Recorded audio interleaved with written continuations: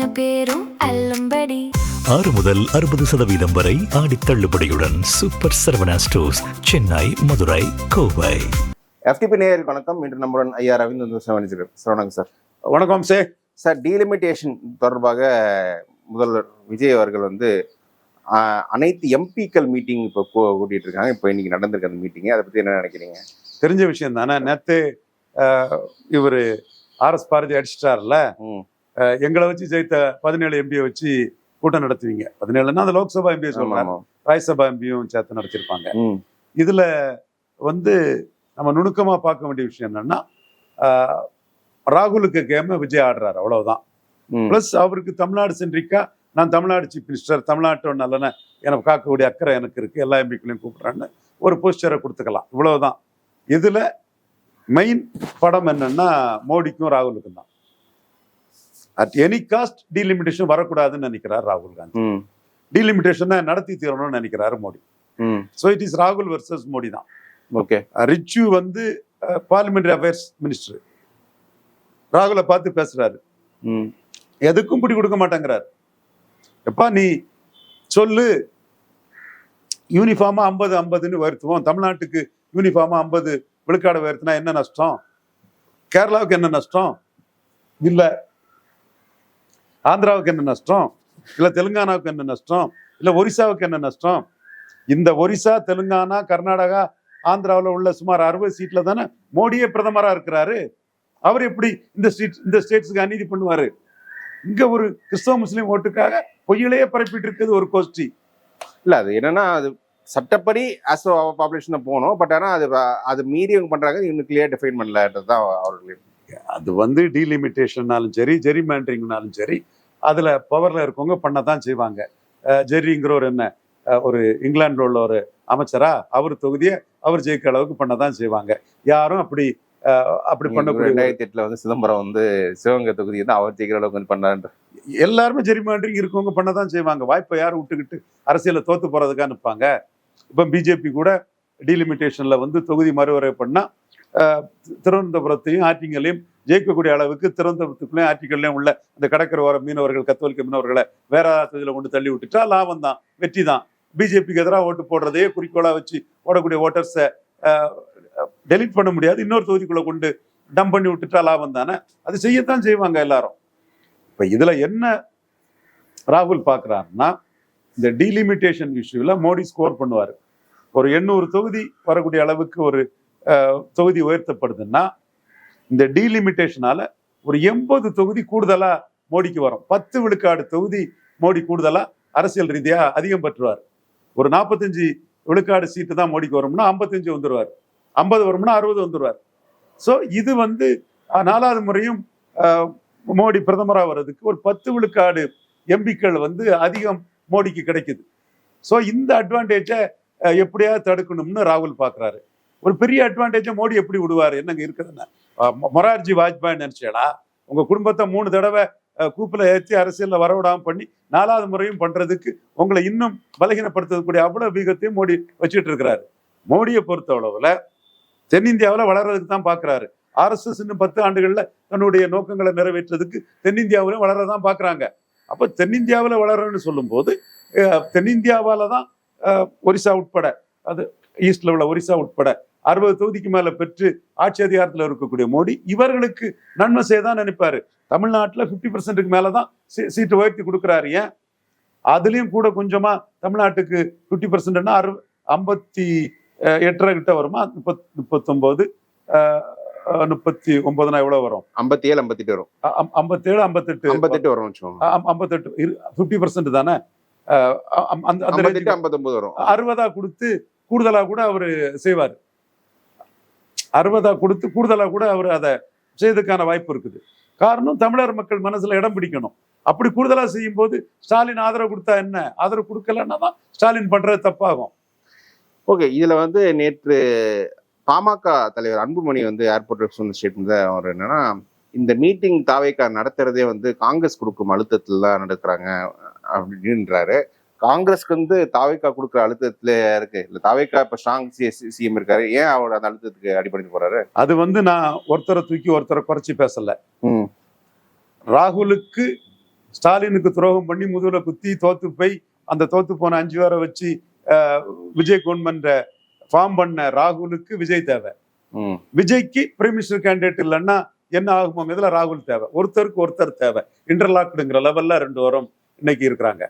அதுல நம்ம சம்பவங்களின் அடிப்படையில பார்த்தா விஜய் கிட்ட ராகுல் கீழே விழுந்துதான் இவங்க அந்த வெள்ளாள கவுண்டர் பெண்மணி ஜோதிமணி அம்மா ரொம்ப தெளிவா பேசினாங்க. ஹார்ஸ் ட்ரேடிங் எங்க நடந்தாலும் தப்பு தான், விஜய் பண்றதும் தப்பு தான் சொன்னாங்க. இவர் பவர்ஃபுல்லா கொஞ்சம் பேக்கிங் உள்ள சகோதரர் செல்வ பெருந்தகை அட்டவணை பிரிவு சகோதரர் அவர் தெளிவா கொஞ்சம் திமுக ஆப்ஷனையும் ஃபுல்லா க்ளோஸ் பண்ணாம அப்படி ஒரு டைப்பா ஒரு பொலிட்டிக்ஸ். அவருக்கு தான் மாணிக் தாகூரோட பேக்கிங் இருக்குது. ஒரு பொலிட்டிக்ஸ் பண்ணலான்னு பார்க்கும்போது டக்குன்னு அவரை நீக்கிக்கிட்டு ஜோதிமணியும் போடாம மாணிக் தாகூரை போட்டுட்டாங்கன்னா இது விஜய்க்காக தான் இந்த அரசியலை ராகுல் காந்தி செய்து கொடுத்திருக்கிறாரு. அதே வேளையில இவர் டி.கே. சிவகுமார் அவமானப்படுத்தப்பட்ட பிறகு தமிழக முதல்வருக்கான அவமானம்னு நான் தான் முத சொன்னேன். அவமானப்படுத்தப்பட்ட பிறகு அதை ரியாக்ட் பண்ணாம பிரைம் மினிஸ்டர் கேண்டிடேட்டா ராகுல் வேணுங்கிறதுக்காக நானே சுமை தாங்கியா அவமானத்தை தாங்கிக்கிறேன்னு விஜய் சொல்றான்னா இந்த இடத்துல விஜய்க்கு ராகுல் தேவை. சோ அந்த இடத்துல ராகுலுக்கு விஜய் தேவைங்கிறதுனாலதான் செல்வ பிறந்தையை சேக் பண்ணிக்கிட்டு ஜோதிமணியை போடாம மாணிக் தாகூரை போடுறாங்க.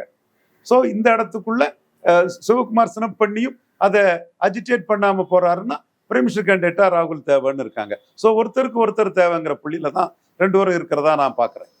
ஓகே, இது எந்த அளவுக்குன்னா இது சட்டமன்றத்துக்குள்ள கூட இந்த இஷ்யூ காவேரி நடுவர் மன்றத்தை கூட்டுங்க, சரி காவேரிக்கு பிரச்சனைக்காக ஆல் பார்ட்டி மீட் கூட்டுங்கன்னு எதிர்கட்சி சொல்லும்போது ஆல் பார்ட்டி மீட் நாங்கள் டீலிமிட்டேஷனுக்காக தான் கூட்டுறோம் அப்படின்னு சொல்லிட்டு தாவேக்கா சொல்றாங்க.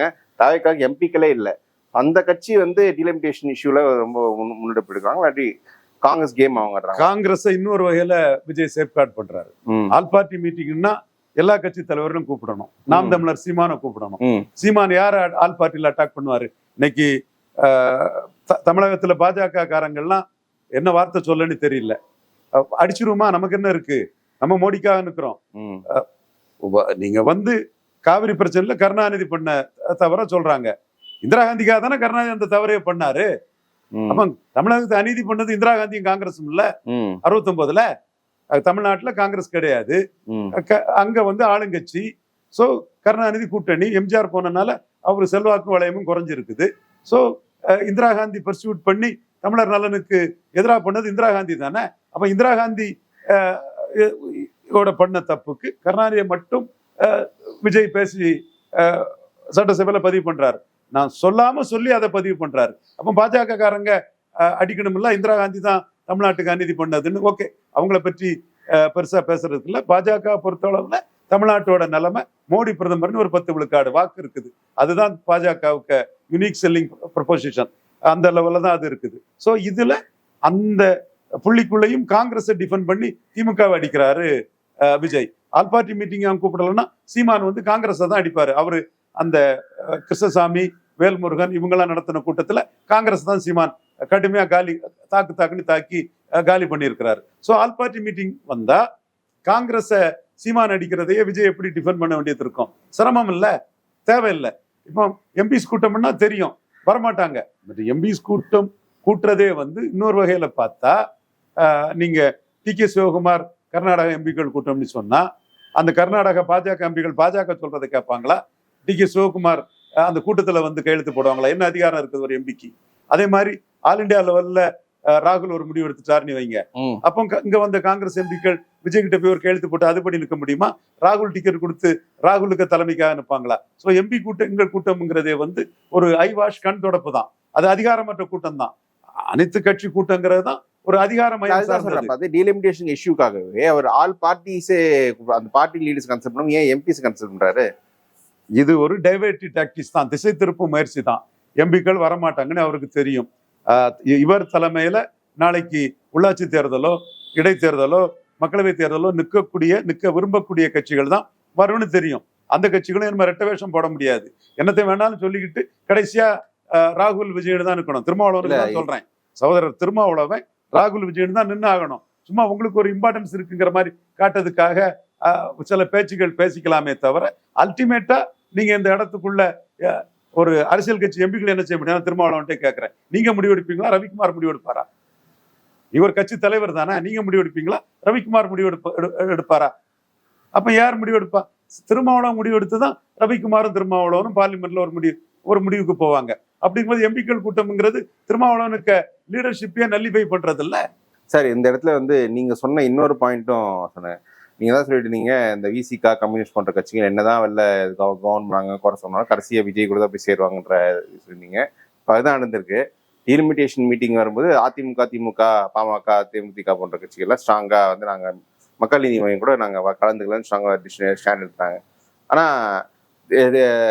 இந்த தாவேக்காடு கூட்டணி கட்சிகள், கம்யூனிஸ்ட் போன்ற கட்சிகள் பின்னாடி தாவேக்கா விசாரிச்சாலும் இந்த மீட்டிங்க்கு வந்து எம்பிஸ் அனுப்புறாங்க. ஸோ அவங்க விஜய் கூட தான் விஜய் கூட தான் அனுப்பாங்க. விஜய் ராகுல் ஒன்னா தான் அனுப்பாங்க. சும்மா இதுல கொஞ்சம் பேர் இப்ப அவங்களே இப்ப புரிய ஆரம்பிச்சுட்டு ரவீந்திர சாமி சொல்றதான் நடக்குமோ, இந்த மாதிரிதான் வருமோங்கிறதுல அவங்களே இப்போ வந்து விஜய்க்கு ஆதரவா எரும ஸ்டாலினை நம்பி பிரயோஜனம் இல்லைன்னு ரியல் கலரை காட்ட ஆரம்பிச்சுட்டாங்க. தப்பு இல்லை.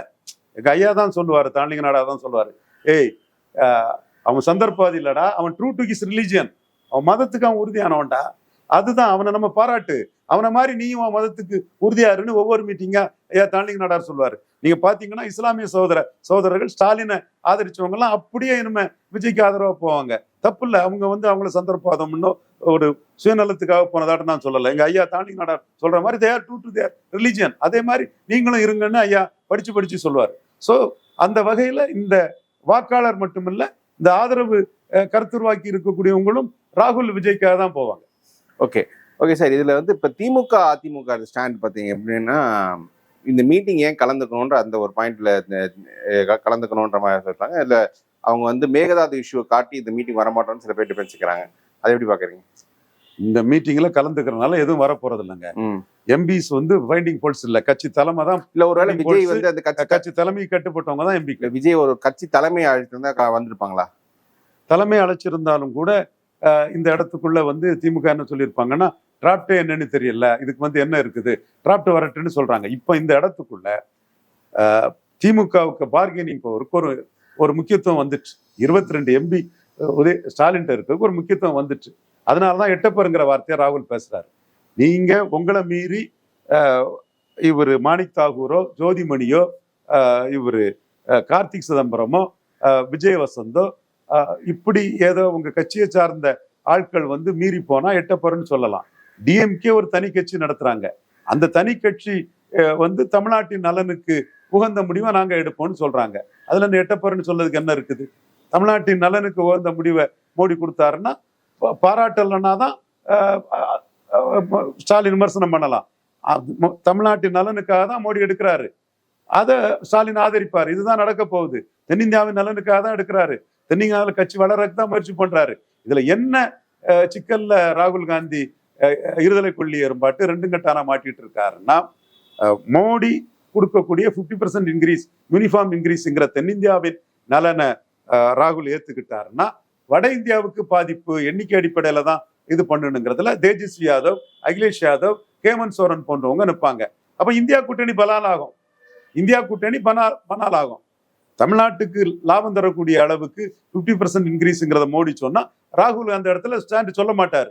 சொன்னா அவருக்கும் தேஜஸ்வி யாதவுக்கும் தகராறு வந்துடும், அவருக்கும் அகிலேஷ் யாதவுக்கும் தகராறு வரும், அவருக்கு ஹேமந்த் சோரனுக்கும் தகராறு வரும். இப்போ கூட மாணவர் பிரச்சனையில ஆல் இண்டியா இமேஜ் தான் முக்கியம்னு தன் கூட்டணியில் இருக்கக்கூடிய ஹேமந்த் சோரன் கவர்மெண்ட்டுக்கு எதிராட்டு பேப்பர் லீக்ல பேசுறாருல்ல.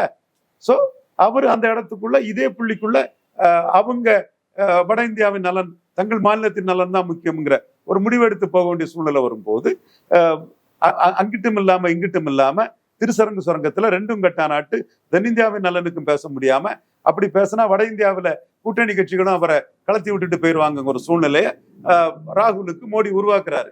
இவரு புரிஞ்சுக்கிட்டு டீலிமிட்டேஷனை மோடி வர விடாம பண்ணதுக்கு என்ன பண்ண முடியுமோ அதை பண்றாரு. ஓகே, இதுல வந்து என்னன்னா, இப்ப நீங்க சொன்ன மாதிரி திமுக என்ன முடிவு எடுக்க போறாங்கன்றது முக்கியம். ஏன்னா அதை அன்போனியே சொல்றாரு, திமுக ஒரு முடிவை தெரிஞ்சுக்கிறது இந்த மீட்டிங்கே அவங்க கூட்டுறாங்க அப்படின்னு. ஸோ திமுக முடிவு தான் இப்போ நீங்க அவங்க எல்லாரும் எதிர்பார்க்குறாங்க. அதை வச்சு அவங்க ஹெவியா பார்கெயின், திமுக அதை வச்சு பார்கெயின் பண்ணுவாங்க பொலிட்டிக்கலா. அரசியல்வாதி என்ன ஏமாளி ஆட்டா இருக்கிறான்? 22 எம்பியை வச்சு எம்ஜிஆர் எவ்வளவு பார்கெனிங் பண்ணாரு? 18 எம்பியை வச்சு ஒவ்வொருத்தரும் அது பண்றது தானே. ஜெயலலிதா என்ன பார்கெனிங் பண்ணாங்க? ஸோ பார்கெனிங் பவர் கிடைக்கிற ஒரு வாய்ப்பை யார் விட்டுட்டு இருப்பாங்க? ஸ்டாலின் தான் எதிர்த்து தோத்து போயிட்டாரு. தென்னிந்திய மாநிலங்கள் எல்லாம் கூப்பிட்டு தோத்து போயிட்டாரு. ஓகே, ஸ்டாலினோட அந்த நோக்கத்தை மோடி இப்ப நிறைவேற்றுறாரு. தென்னிந்தியாவின் நலன் பாதிக்கப்படக்கூடாதுங்கிறத மோடி இப்ப நிறைவேற்றுறாரு. அப்ப Stalin will have to be happy. நீங்க உங்க கோரிக்கை தான் நாங்க நிறைவேறுது. ஆனா இது வந்து ஒரு இன்டர்பிரிட்டேஷனே வேற மாதிரி இருக்கும்ல. இவங்க வந்து திமுக துரோகம் பண்ணிடுச்சுன்ற நெரேட்டிவ் தாவேகாவும் காங்கிரஸும் எடுக்கிறாங்க. திமுகவுக்கு தான் மக்கள் அதோட தெளிவா நின்ன இதுக்கு மக்கள் ஓட்டு போடலையே. 31% தானே போட்டிருக்காங்க. 47 31 குறைஞ்சிடுச்ச, 16 போயிட்ட. சோ உங்களோட அந்த இஷ்யூவே செத்து போயிட்ட. டீலிமிட்டட் இஷ்யூவே திமுக தோல்வியில செத்து போச்ச. பட் இதுல வந்து திமுக துரோகம் பண்ணிருக்காங்கன்ற அந்த கேம்பெயின் எடுக்கிறாங்கல்ல, ஒரு ப்ரெஷர் கொடுக்குறாங்கல்ல. என்ன துரோகம், என்ன இது? அது தமிழ்நாட்டுக்கு ராகுல் இதுல என்ன சொல்றாரு சொல்லுங்க. ராகுல் வந்து என்னன்னா, இதுல தமிழ்நாட்டோட அதிகார பங்கு குறையுன்றாங்க. எங்க 50% உயர்த்திட்டா நான் ஆதரிக்க தயார்னு ராகுல் சொல்லிடுவாரா? இங்க ராகுல் தாங்க இதுல ரெண்டும் கட்டானா திருசரங்கு சொர்க்கத்துல அங்கேயும் இல்லாம இங்கேயும் இல்லாம ஒரு முடிவே சொல்லாம இது நடக்கக்கூடாதுன்னு இதை பண்றாரு. அரசியல் ரீதியா அதுவும் கரெக்ட் தான். நடந்தா ஒரு 10 விழுக்காடு எம்பி சீட்டும் மோடி தலைமை கூடுதலா வரும். அது நடக்கக்கூடாதுங்க பண்றாரு. அதுக்கு கம்யூனிஸ்டுகளை, இந்தியன் யூனியன் முஸ்லீம் லீக்கை, விசிகாவை எல்லாம் பயன்படுத்திக்கிறாரு. நான் விசிகாவுக்கும் அண்ட் மதிமுகவுக்கும் இப்பவே சொல்றேன், 50 விழுக்காடுக்கு நமக்கு தகுதி கிடையாது. தமிழ்நாட்டுக்கு 50 விழுக்காடு உயர்த்ததுக்கு தகுதி கிடையாது. சும்மா நீங்க குடும்ப கட்டுப்பாடை பண்ணிட்டோம், அதுக்கு தண்டனையான்லாம் ஒரு ஆர்குமெண்ட் வைக்கிறீங்க. தமிழ்நாட்டில இருந்தே தமிழ்நாட்டுக்கு எதிராக பேசுறது நியாயம் இல்லை.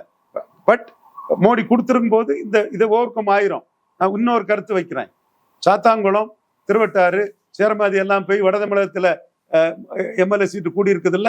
வட தமிழகத்தை சகோதரிகள் மத்தியில பாப்புலேஷன் எக்ஸ்ப்ளோஷன் இருக்கு, பர்த் ரேட் அதிகம். அதை மதிச்சுதான் அந்த 3 கூடி இருக்குது. இப்போ இந்த நீங்களே தென் தமிழ்நாட்டுக்கு நியாயமா இல்லாம வட தமிழ்நாட்டுல 3 கூடுனதை போது இந்த ஆர்குமெண்ட் வைக்கிறது அடிபட்டு போகுது. பட் இந்த ஆர்குமெண்ட்டையும் மதிச்சு மோடி 50 விழுக்காடு உயர்த்தி கொடுக்கிறாருன்னா தமிழ்நாட்டுக்கு தாமரதாஸ் நரேந்திர மோடி மிகப்பெரிய நன்மையை செய்யறாரு. ஓபிசி லீடர் நரேந்திர மோடி மிகப்பெரிய நன்மையை செய்யறாரு. இதை தமிழ்நாட்டின் நலன் பேசக்கூடியவங்க முதல்ல பதிவு பண்ணணும். அப்படி ஒரு 50 விழுக்காடு உயர்த்தி கொடுத்தால் நாங்க ஓட்டு போடுவோங்கிறத திருமாவளவன் அனௌன்ஸ் பண்ணணும். சகோதரர் துரை வைகோ அனௌன்ஸ் பண்ணணும். செய்வாங்கன்னு எதிர்பார்க்கிறேன். ஓகே, இந்த மீட்டிங் மூலியமா ஒரு விஷயம் தெரியுதுன்னா, தமிழ்நாட்டில் வந்து 2 ஃப்ரண்ட்ஸ் உருவாகுது. ஒரு ஃப்ரண்ட் வெளிப்படையா தெரியுது, தாவேகா, காங்கிரஸ், சிபிஎம் சிபிஐ, விசிகா, மதிமுக, யுஎம்எல் தெளிவா அந்த ஒரு சைடு நிற்கிறாங்க. இன்னொரு சைடு இந்த மீட்டிங்க்கு வரமாட்டோம்னு சொன்ன கட்சிகள் திமுக, அதிமுக, பாமக, தேமுதிக, அப்புறம் மக்கள் நீதி மையம், இது இல்லாமல் பாஜக. அவங்க தான் பாஜக எம்பி கிடையாது இந்த தமிழ்நாட்டில். ஸோ இவங்கெல்லாம் சேர்ந்து ஒரு ஒரு இது ஒரு ஒரு ஃப்ரண்டா ஃபார்ம் பண்ண வாய்ப்பு இருக்கு நினைக்கிறேன். அதுக்கு தான் ரவீந்திரன் துரைசாமி முயற்சி பண்றான். ஐயா தான்லிங்க நாடார் தொண்டர் மோடி 4வது முறை பிரதமராக வரணுங்கிறதுக்காக இந்த மண்ணில் 40 சீட்டும் ஃபுல் சீட்டு, அது 60 வந்துன்னா 60 சீட்டையும் மோடி ஸ்வீப் பண்றதுக்கு தான் மோடி தலைமையில 40 விழுக்காடுக்கு மேல பலம் கொண்ட ராகுல் விஜய் அணிக்கு எதிராக மோடி பிரதமர், அதுல எடப்பாடியும் இருப்பாரு, ஸ்டாலினும் இருப்பாரு, மற்றவங்களும் இருப்பாருங்கிற அணிக்குள்ள ஒரு இதை உருவாக்கக்கூடிய முயற்சியை நான் வெளிப்படையாகவே ஒரு அரசியல் விமர்சகரையும் தாண்டி ஒரு பொலிட்டிக்கல் பிளேயரா முயற்சி பண்ணிட்டு இருக்கிறேன். ஓகே, இறுதியா உங்களுக்கு எல்லாமே சிறு வயசுல பழக்கப்பட்ட கதை தான். ஒரு விவசாயி கிட்ட தங்க முட்டையிற வார்த்தை இருந்து அந்த வார்த்தை அந்த ஒரு முட்டைக்காக ஆசை வார்த்தை கொண்ட கதை தான். அந்த மாதிரி தான் காங்கிரஸ் திமுக நிலைமை. கண்டிப்பா திமுக காங்கிரஸ் உறவுங்கிறது மக்களவையில வந்து 71 வெற்றி பெற்றது. 77 கலைஞரும் இந்திரா காந்தி நின்னா ஜெயித்திருப்பாங்க, எம்ஜிஆருக்கு அதிர்ஷ்டம். 80 கலைஞர் இந்திரா காந்தி நின்னாங்க, ஜெயித்தாங்க, எம்ஜிஆர் தோத்தாரு. 84 எம்ஜிஆரும் கலைஞரும் ஜெயித்தாங்க. ஸோ திமுக காங்கிரஸ் கூட்டணி ராகுல் காந்தியை ப்ரொஜெக்ட் பண்ணா 50% ஓட்டுக்கு ஒரு கேரண்டி உள்ள ஒரு அணி தான். அதுல எந்த மாற்றமும் எனக்கு இல்லை. இப்ப இந்த இடத்துக்குள்ள காங்கிரஸ் ஓட்டெல்லாம் தாவேக்காவா போயிட்டு மிச்ச மீதி காங்கிரஸுக்கு என்ன ஓட்டு இருக்குது? 35 எங்க இருந்து வந்து உண்மையான காங்கிரஸ் கூட்டணியால தானே வந்தது. மிச்சம் எல்லாம் ஒரு 6 கட்சிக்கும் ஒரு 6 விழுக்காடு ஓட்டு போட்டாலும் 41 விழுக்காடு ஓட்டு, 41 விழுக்காடு ஓட்டு இதுக்குள்ள தாவேக்கா காங்கிரஸ் அணி வரும். காங்கிரஸுக்கு எதிர்ப்பு இருக்கு, முஸ்லீம் லீக்கு எதிர்ப்பு இருக்கு, விசிகாக்கு எதிர்ப்பு, அதெல்லாம் நம்ம அப்புறம் டிஸ்கஸ் பண்ணிக்கலாம். பட் 40 விழுக்காடு ஓட்டுக்கு மேல கெப்பாசிட்டி உள்ள ஒரு அணியா அந்த அணி இருக்குது. இதை 25 விழுக்காடு பலம் கொண்ட ஸ்டாலின் எப்படி பிரைம் மினிஸ்டர் கேண்டிடேட் இல்லாம அது தேமுதிக கூட மோடி அமித்ஷா பார்க்கும்போது எதிர்கொண்டுக்கிடுவார். அவர் கூட இருந்த வாக்குகள் கூட இங்க இந்த அணிக்கு போக வாய்ப்பு இருக்குது. அதே மாதிரி 27 விழுக்காடு பலம் கொண்ட என்டிஏ எப்படி இதை கொண்டுவிடும். ஸோ என்டிஏயும் ஸ்டாலினும் சேர்ந்து காங்கிரஸை கடுமையா எதிர்க்கக்கூடிய ராகுல் காந்தியை கடுமையா எதிர்க்கக்கூடிய இவர் சீமானும் ஓபிசி நீச்சி நம்மளையும் அதே மாதிரி விமர்சனம் பண்றான், மோடியும் அதே மாதிரி சமூக இழிவா விமர்சனம் பண்ணா, நம்ம காங்கிரஸ் இனத்தை அழிச்ச கட்சி, இதை ஒழிக்கிறதுக்கு மோடி தலைமை ஏற்பன்னு சொன்னா 27 அது ஒரு 23 50 சீமான் ஒரு 4 54 விழுக்காடு பலம் கொண்ட ஒரு அணி அரித்மெட்டிக்காட்டே கிடைச்சிருத. அப்போ இது 40 சீட்டையும் மோடி தலைமையிலான அணி ஸ்வீப் பண்ணதுக்கு ஒரு வாய்ப்பு இருக்க. அப்போ ராகுல் காந்தியோட அந்த முடிவு தவறுங்கிறது 1-1ல ராகுல் விஜய் சேர்ந்தா மும்முனை போட்டியில அவங்க தான் ஸ்வீப் பண்ணுவாங்க. இருமுனை போட்டியில அவங்களை கண்டெயின் பண்ணிடலான்னு இருமுனை போட்டி மோடி தலைமையில வந்ததுன்னா ராகுல் காந்தி பொன்முட்டையோட வார்த்தை அறுத்துட்டாரு, ராகுல் ஸ்டாலின் பிளே பண்ணது தவறுங்கிறது தமிழகம் உணர்த்தும். இல்ல அப்பனா இப்ப ராகுல் காந்தி வந்து திமுக பாஜக போகாது, இது ஆன்டி பிஜேபி ஸ்டாண்ட்லயே கண்டினியூ பண்ணுவாங்கன்ற ஒரு ஓவர் கான்பிடன்ஸ் எல்லாம் இது எம்ஜிஆரும் அப்படிதான் நினைச்சாரு. இந்திரா காந்தியை கொல்ல முயன்றதாட்டு வழக்கெல்லாம் போட்டாரு. அப்போ கொல்ல முயன்ற இந்திரா காந்தி கூட கலைஞர் சேர மாட்டாருலாம் ஒரு கணக்கு தான் போட்டாரு. எண்டு ஜஸ்டிஃபைஸ் த மீன்ஸ்ன்னு ஒரு கூட்டணி வச்சு 39க்கு 37 அடிச்சு எடுத்துட்டாருல. 16க்கு 16 கலைஞர் எடுத்தாரு. சென்றம் எடுத்தவர்னு இந்திரா காந்தியை பார்லிமெண்ட் சென்ட்ரல் ஹாலில் வச்சு கலைஞரை பாராட்டினாங்க. ஸோ இதெல்லாம் வந்து மற்றவங்க சேருவாங்களா சேர மாட்டாங்களாங்கிறத மோடி ஸ்டாலின் எடப்பாடி தான் முடிவு பண்ண முடியும், மற்றவங்க முடிவு பண்ண முடியாது. மோடி முடிவு பண்ணிட்டாரு, தன் தலைமையில ஒரு பெரிய அணி வந்தா வெள்ளன் குட்டு விஜய் ராகுல் அணிக்கு எதிராக பெரிய அணி வேணுங்கிறதான் மோடிக்கு எண்ணம். அதனாலதான் அவரு பெங்களூர்ல பேசும்போது துரோகத்துல பிறந்து துரோகத்துல இறந்து துரோகத்துல வீழ்ந்து கிடக்கக்கூடிய காங்கிரஸ் கட்சியை பற்றியும் திமுகவுக்கு அவங்க செய்த இடர்பாடுகளை பற்றியும் திமுக எவ்வளவுக்குள்ள அதுல துன்பங்களும் துயரங்களும் அடைஞ்சாங்கிற பற்றியும் ஒரு 1.5 மாசத்துக்கு முன்னாடியே மோடி பேசிட்டு போயிட்டாரு. எடப்பாடி மோடிக்கு நடவடிக்கையோட தான் இருக்காரு, அன்புமணி இருக்கிறாரு, சீமான் காங்கிரஸை கடுமையா எதிர்க்கிறாரு, திமுகவும் பழைய நிலைப்பாட்டில இருந்து தமிழர் நலனுக்காக முடிவெடுக்க தயாருங்கிறாங்க. ஸோ அடுத்த மக்களவை தேர்தலில் மோடி தலைமையில ஒரு பெரிய அணி வர்றதுக்கான வாய்ப்புகளும் சாத்தியக்கூறுகளும் பிரகாசமா தான் இருக்கு. ஓகே சார், இணைஞ்சதுக்கு நன்றி சார்.